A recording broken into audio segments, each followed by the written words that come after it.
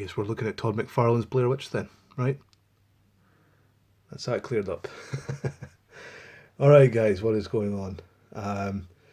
We're going to be looking at probably the most controversial figure that has probably ever been made as far as a mainstream line of toys. And in this case, surprise, surprise, we're back to the movie Maniacs. This is version 1 of 2 versions of the Blair Witch. And the reason that I say she was so controversial was because we didn't get to see the Blair Witch in any movie that was made. So this figure kind of hit shelves with a lot of people scratching their heads at why this was even made. But if you kind of see it for what it is and just a cool collector's piece, then it's all good. But I know this figure got a lot of hatred. I know a lot of people didn't buy it, and I know a lot of people even to this day still hate it. So before I kind of go over the figure in a little bit of detail and give you my own personal preference of it, take a look at the accessories that she comes with. The infamous stick man that was seen throughout the films. This here is like a little, it was seen in the film, I think it's when Josh has his fingers delivered in this little, I don't know what it is, like a little thing. I don't know. You guys get the idea.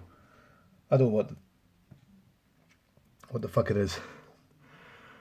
There's a poster there that came with the large line of the early movie Maniacs. This is the actual bases that I do prefer. Really nice clear image, nice poster that comes with it. It's still in pretty good condition as well. And this piece here that's hanging off her is like another part of her shawl that you can sort of throw over her face and stuff like that. But I prefer to display her, or him. Who knows what the fuck it is.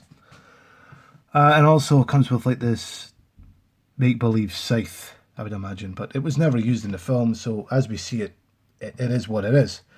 And it's why a lot of people don't like it, because a lot of people just don't get what it's supposed to be. So this particular version seems to be the most easiest version to find on eBay. And this is what I like to call the tree. I don't know the exact name for her. I'm sure if I dug into some information I'd find it, but I do call this one the tree. The other variation, they call it the screaming skull variation, and it's very, very, very different. The other variation, she has dreadlocks and stuff, and she looks like a skull, or has a skull. But taken into account for what it is for a creature that was never really seen, a lot of people thought it was a bit of an unnecessary cash grab on the movie Maniacs line. But I like the fact that we just got something from the Blair Witch, because every Halloween, the Blair Witch is like my go-to film. For some weird reason, most people would think, just watch Halloween. But for the last 3 years in a row now, I've been watching the Blair Witch. And for me, it's one of those films that I watched when I was like a really young kid. So it was with me really from a really young age. And I still fucking enjoy it. I still really enjoy it.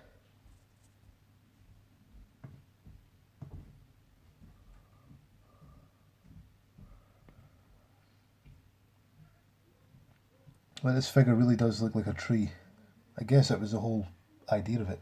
The legs are very similar to the Xenomorph figures.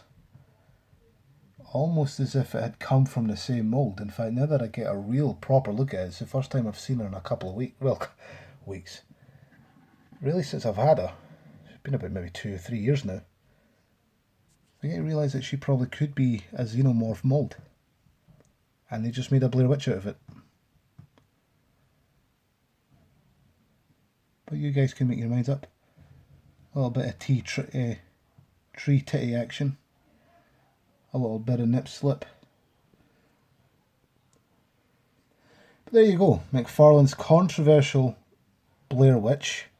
Accessories and posters and all. Overall,